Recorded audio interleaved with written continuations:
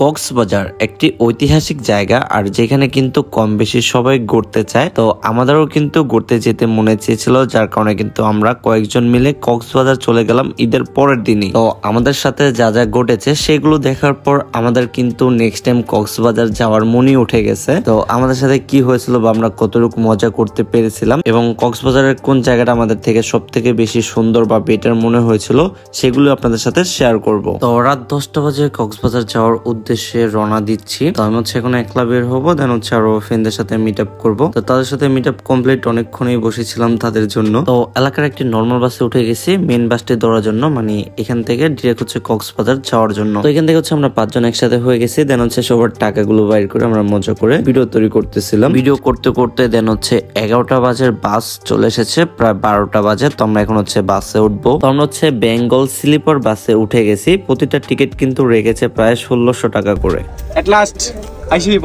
তো আমরা কিন্তু স্লিপারে উঠেছিলাম শুধুমাত্র রাত্রে ঘুমানোর জন্য। তো এখন কিন্তু প্রায় ভোর 4টা বেজে গেছে, তারপরও কিন্তু এখন পর্যন্ত আমি ঘুমাতে পারিনি। তো আমার ফ্রেন্ডকে দেখি সে ঘুমিয়েছে কিনা।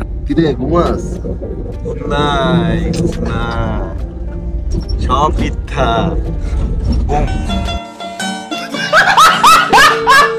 অবশেষে অল্প কিছুক্ষণ ঘুম হলো।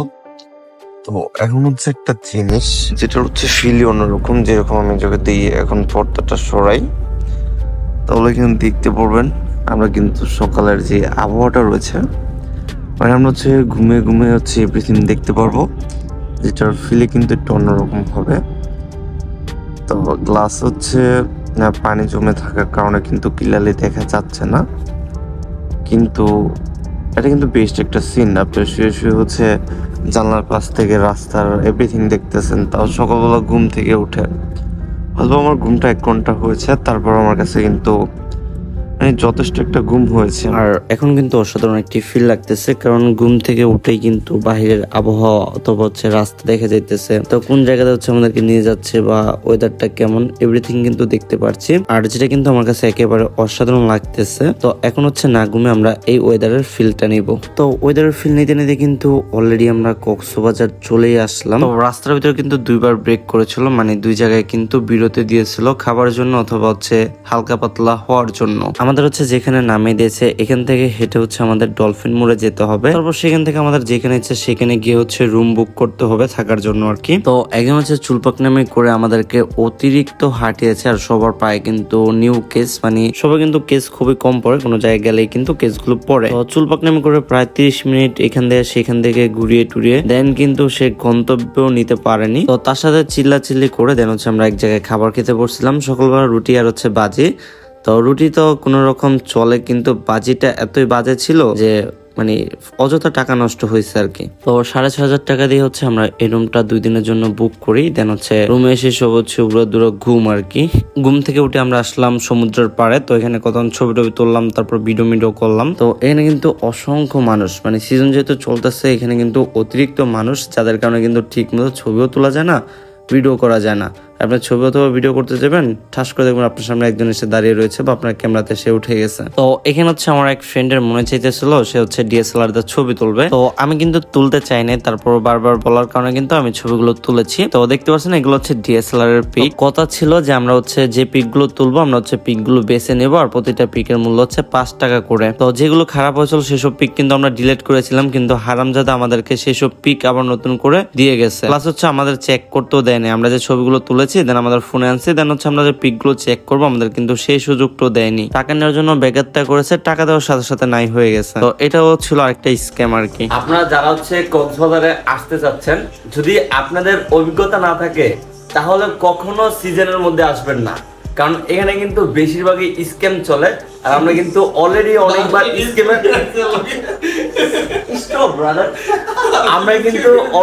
অনেকবার স্ক্যামের শিকার হয়েছি। এই যে আমার 2 বন্ধু অলরেডি স্ক্যামের শিকার। তুমি স্ক্যামের শিকার হয়েছো? হ্যাঁ হয়েছি। আরেক বন্ধু হচ্ছে আগতে গিয়েছে, আমরা এখন তাকে জিজ্ঞেস করবো। বন্ধু বন্ধু এই কক্সবাজারে স্ক্যামের শিকার হয়েছস হ কি না? তো আপনারা দেখতে পারলেন অবশেষে আমার বন্ধু বান্ধবদের কথা। তারা কিন্তু অলরেডি কক্সবাজারে এসে স্ক্যামের শিকার হয়ে গেছে। তো মানে মাত্র আমরা 1000 টাকা স্ক্যাম দিয়ে আসলাম। আমার বন্ধু 1200, আমার বন্ধু 1200, ওই বন্ধু 1200, আমি 1000, এই টোটাল হচ্ছে 12 24 আর 1000, 3400 টাকা টোটালি স্ক্যাম হয়েছে। তো আমরা হচ্ছে স্ক্যামের শিকার হয়ে আমরা চাচ্ছি যে কালকে এখান থেকে চলে যেতে। আমরা আসছি আজকে সকালে, তো আমাদের ইচ্ছাটা মানে কক্সবাজার ঘোরার ইচ্ছাটা শেষ। আমরা আবার কালকে রাত্রে হচ্ছে চলে যেতে চাচ্ছি, কারণ এই স্ক্যাম আর ভালো লাগে না। যা টাকা নিয়ে এসেছিলাম অলরেডি শেষ পথে। তো এখন যদি কি হয়েছে আবার বলো। আরেকদিন যদি থাকতে যাই, হ্যাঁ, গাড়ি ভাড়া টাকাটা থাকবে।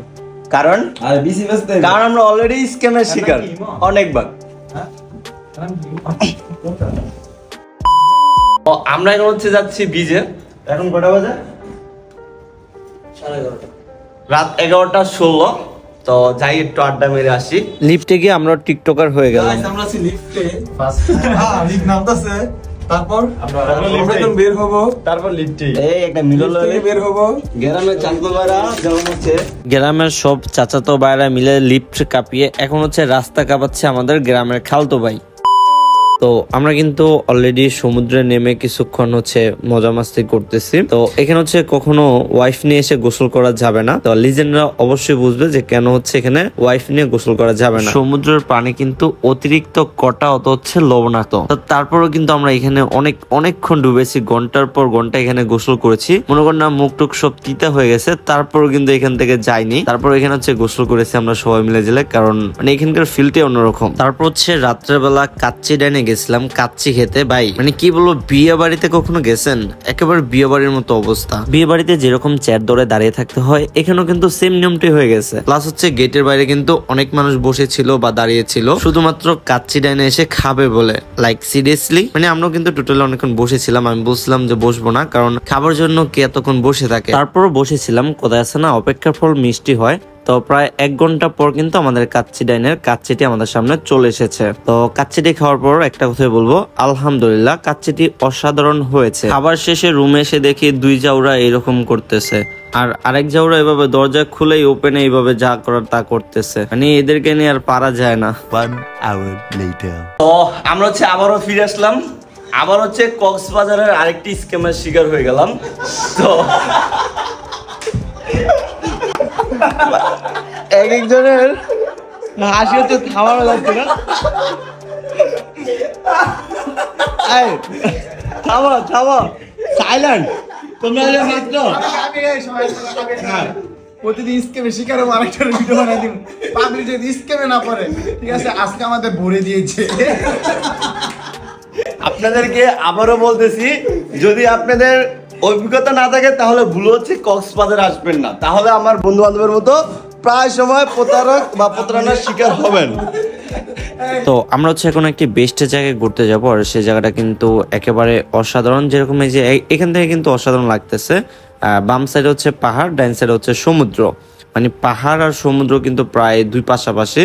তো এইরকম ওয়েদারে বা নিরিবিলি জায়গায় যদি আপনারা এসে ট্যুর করেন তাহলে কিন্তু মানে সেই ফিল পাবেন। আর এইসব জায়গায় কিন্তু মানুষ খুব কম থাকে। তো কক্সবাজার নিয়ে কিছু কথা বলি। আমার দেখার মধ্যে কক্সবাজার হচ্ছে একটি বাটপাড়ি এলাকা। এখানে কিন্তু সকল ধরনের বাটপাড়ি অথবা স্ক্যাম করা হয়। সেখানে হচ্ছে নেশা জাতীয় সকল ধরনের দ্রব্য পাওয়া যায়, তারপর নারী পাওয়া যায়। তারপর আপনি যদি কোনো রেস্টুরেন্টে খেতে যান, খাবারটা একেবারে জঘন্য হবে। তারপর হচ্ছে যেটাই কিনতে যাবেন সেখানে দেখবেন ঠকে যাবেন। তারপর যদি কোনো অটোতে ওঠেন, তার সাথে ভালো মতো দামাদামি না করলেও সেও আপনাকে ঠকিয়ে দেবে। এমনকি আপনার হাতে যদি 500-1000 টাকার নোট অল্প একটু ছিঁড়া থাকে তাহলে সেই টাকাটা তারা নেবে না। আর কক্সবাজারের দোকানদার যদি আপনাকে ছিঁড়া টাকাটা দেয়, দেন যদি আপনি সেটা রিটার্ন করে দিতে বলেন তাহলে দেখবেন আপনার সাথে মুখ কালাকালি হয়ে যাবে। কক্সবাজারের অনেকগুলো রেস্টুরেন্টে চেক করেছিলাম, বেশিরভাগ রেস্টুরেন্টে কিন্তু খাবারগুলো অনেক বাজে হয়। আর কয়েকটা রেস্টুরেন্ট আছে যেগুলোতে হচ্ছে খাবারটা অনেক ভালো হয়, কিন্তু বেশিরভাগ খাবারে কিন্তু বাজে হয়। তো যার জন্য হচ্ছে আপনারা যদি খাবার খেতে চান অবশ্যই একটু সাবধানে খাবেন অথবা চেক করে নেবেন যে ভালো লাগে কিনা, কারণ অযথা তো খাবার নষ্ট করে লাভ নেই। আর আমরা কক্সবাজারে যেখানে পাড়া দিয়েছি সেখানে চুনা খেয়েছি, জায়গায় জায়গায় চুনা আর স্ক্যামের শিকার হইতে হইতে কক্সবাজার থেকে চলে আসার মুডেই চলে আসছিল। মানে টোটালি হচ্ছে যত টাকা নিয়ে গেছিলাম শেষ হয়ে গেছিল। সবার হচ্ছে নতুন করে আবারও টাকা ম্যানেজ করতে হয়েছিল। মানে আমরা একটা বাজেট ধরে এসেছিলাম, আমাদের সেই বাজেটও কাজ হয়নি। বাজেট পার হয়ে নতুন করে আবার টাকা আনাই লাগছে। তো আমরা হচ্ছে যেখানে যাচ্ছি এখানে কিন্তু প্রচুর জ্যাম পড়েছিল বা জ্যাম পড়ে। তো এখানে হচ্ছে একটি ব্রিজ, আর সেই ব্রিজটাতে কিন্তু মানে দুই সাইডের গাড়ি সেটা দিয়ে আসা যাওয়া করতে হয়। যেরকম ফার্স্ট অফ অল হচ্ছে এক সাইডটা স্টপ করে রাখে, দেন হচ্ছে সেকেন্ড সাইড ছেড়ে দেয়। তো এরকম করতে করতে কিন্তু রাস্তাতে একটা বড় সড়ো জ্যাম হয়ে যায়। তো অনেক জ্যাম ট্যাম পার করে যাক আলহামদুলিল্লাহ আমরা আমাদের গন্তব্যে পৌঁছেছি। এই যে আমার বন্ধু, আমি ক্লাস 5 থেকে ওর সাথে চলাফেরা করতেছি। তো ও হচ্ছে শুধুমাত্র একটা মেয়ের জন্য আমার সাথে কিছুদিন পর পর গ্যাঞ্জাম লাগে। যেরকম কক্সে যাওয়ার পর কিন্তু ওর সাথে মেনে গ্যাঞ্জাম হয়েছে, আমি শুধুমাত্র ওর বউরে তুলে গালি দিলাম কেন, এই কারণে উড়াদুরা মারামারি পর্যায়ে হয়ে গেছিল, যার কারণে রাগ করে ও আমার সাথে কথা বললো, আমি ওর সাথে কথা বলি না। আচ্ছা, আশেপাশের যে ওয়েদার গুলো দেখতে পাচ্ছেন, এই ওয়েদার গুলো আপনাদের কাছে কেমন লাগতেছে একটু অবশ্যই কমেন্ট করে জানাবেন। তো আর সামনে কিন্তু আরো কিছু ওয়েদার রয়ে গেছে, আর সেগুলো কিন্তু আশা করি আরো অসাধারণ। তো পার্সোনালি আমার থেকে কিন্তু অনেকটাই বেটার লেগেছে। যদি বলেন যে ভিডিওর জন্য আপনার থেকে তো বেটার লাগবে, ভিডিওর জন্য না ভাই, পার্সোনালি আমার থেকে জায়গাগুলো অনেকটাই অসাধারণ লেগেছে। আপনারা শুধু দেখতে থাকুন যে এই জায়গাটা কতটা সুন্দর। মানে বাম পাশে হচ্ছে কি সুন্দর পাহাড়, ডাইন পাশে হচ্ছে কি সুন্দর সমুদ্র, মাঝখানে আবার কত সুন্দর গাছপালা। আর এদিকে যে এই টাইপের রিসোর্ট গুলো কিন্তু খুব কম রয়েছে, যেরকম এখানে এরকম বড় বড় দুই একটা রিসোর্ট, আর ডাইন পাশে হচ্ছে সমুদ্র থাকে। তো এখানে কিন্তু লোকজন খুবই কম হয়, বা এখানে কিন্তু একটা নিরিবিলির ব্যাপার স্যাপার রয়েছে। আর এখানকার সমুদ্রের পানি কিন্তু টোটালি ফ্রেশ থাকে, আর ঢেউটা যে আসে মারাত্মক একটা ঢেউ আসে। তো কিছুক্ষণ পরে কিন্তু আমরা সেগুলো দেখতে পারবো। তো কিছুক্ষণ হচ্ছে ভিডিওটা দেখতে থাকুন, আমি একটু ভিডিওটার স্পিডটা বাড়িয়ে দিই। তো আশেপাশের যে ওয়েদার গুলো রয়েছে সেগুলো একটু দেখতে থাকুন, আশা করি আপনাদের অবশ্যই ভালো লাগবে। আচ্ছা, কে কে বলতে পারবেন এগুলো হচ্ছে কি গাছ? এখানে দেখেন অনেকগুলো কিন্তু গাছ লাগানো, বড় বড় গাছ রয়েছে। তো এই গাছগুলোর নাম কি অবশ্যই কমেন্ট করে যাবেন। আর পিছে কিন্তু দেখতে পাচ্ছেন সুন্দরী পাহাড়। যদি সময় পেতাম আর যদি উপরে মানে পাহাড়ে যদি ঘুরতে যেতে দিত তাহলে কিন্তু অবশ্যই ট্রাই করতাম, কারণ এখান থেকে যেই মারাত্মক লাগতেছে। আর উঠতে কিন্তু ততটাও সহজ না, অবশ্যই উঠতে একটু কষ্ট। আর এখানে আমার জানার মতো এখানে হচ্ছে উঠতে দেয়, কারণ অনেক জায়গায় ক্যাম্প দেখলাম বা দাঁড়ানোর মতো জায়গা দেখলাম, আবার মানুষও কয়েক জায়গায় দেখলাম। তার মানে এখানে হয়তো বা উঠতে দেয়, পাহাড়ে হচ্ছে ওঠা যায়। তো আমরা উঠতে পারিনি শুধুমাত্র সময়ের কারণে, কারণ আমরা হচ্ছে এই জায়গাটা ঘুরতে এসেছিলাম। আর এই জায়গাটা ঘুরতে এসে কয়েকটা পাহাড় হচ্ছে আমরা মিস করেছি, বা কয়েকটা জায়গা মিস করেছি। আমরা কয়েকটা জায়গা আরো ঘুরতে যেতাম, কিন্তু এখানে যে জ্যামটা লেগেছে আসতে, এই জ্যামটা হচ্ছে আমাদের দেরি করে ফেলেছে। প্রথমত হচ্ছে আমরা দেরি করে বের হয়েছি, প্রায় 3টা সাড়ে 3টার মতো হবে ওই টাইমে বের হয়েছি। প্লাস হচ্ছে এখানে জ্যামে পড়েছিলাম অনেকক্ষণ, তো যার কারণে কিন্তু আমরা সব জায়গাগুলো ক্লিয়ারলি বা ভালো মতো ঘুরে ফিরে দেখতে পারলাম না। কিন্তু আমাদের মেইন টার্গেট ছিল এই জায়গাটা। তো এই জায়গাটা কিছুক্ষণের মধ্যে দেখতে পারবেন ভাই, অসাধারণ একটা জায়গা, মানে ভালো লাগার মতো একটা জায়গা। পুরো কক্সবাজার যে ঘুরলাম আমার থেকে এই জায়গাটাই বেস্ট মনে হয়েছে। আর এখানে কিছু শর্ট ভিডিও বানিয়েছি, দেখেন মাথা নষ্ট করার মতো ভিডিও দিতেছে। তো আমি জাস্ট শর্ট ভিডিও মেক করি শুধুমাত্র আমার ফেসবুকে স্টোরি দেওয়ার জন্য। তো এখানে ক্যামেরাটা ধরেছিলাম, দেখলাম ভিডিওটা ভালোই হইতেছে, যার কারণে কিন্তু আমি এই ভিডিওটা তৈরি করলাম। প্লাস হচ্ছে সমুদ্র পাড়ে গিয়ে আরেকটি ভিডিও করলাম। এখানকার সমুদ্রের ঢেউটা ছিল একেবারে অসাধারণ, মানে এখানকার পানিগুলোর দিকে একটু লক্ষ্য করুন, পানিগুলো ফ্রেশ থাকার কারণে ঢেউটা আসলে কিন্তু অসাধারণ লাগে। তো আমরা এসেছিলাম কিন্তু 5 জন, কিন্তু এখানে এসে কিন্তু আমরা হয়ে গেছি টোটাল 13 জন। এখানে কিন্তু আমরা 10 জন রয়েছে, আর বাকি 3 জন কিন্তু সাইডে রয়েছে। তো এখন হচ্ছে আমরা লাস্ট এন্ট্রিটা দিয়ে দেবো। তো সবার কক্সবাজার এসে কি অবস্থা? ভালো লাগে? চুষে দিয়েছে।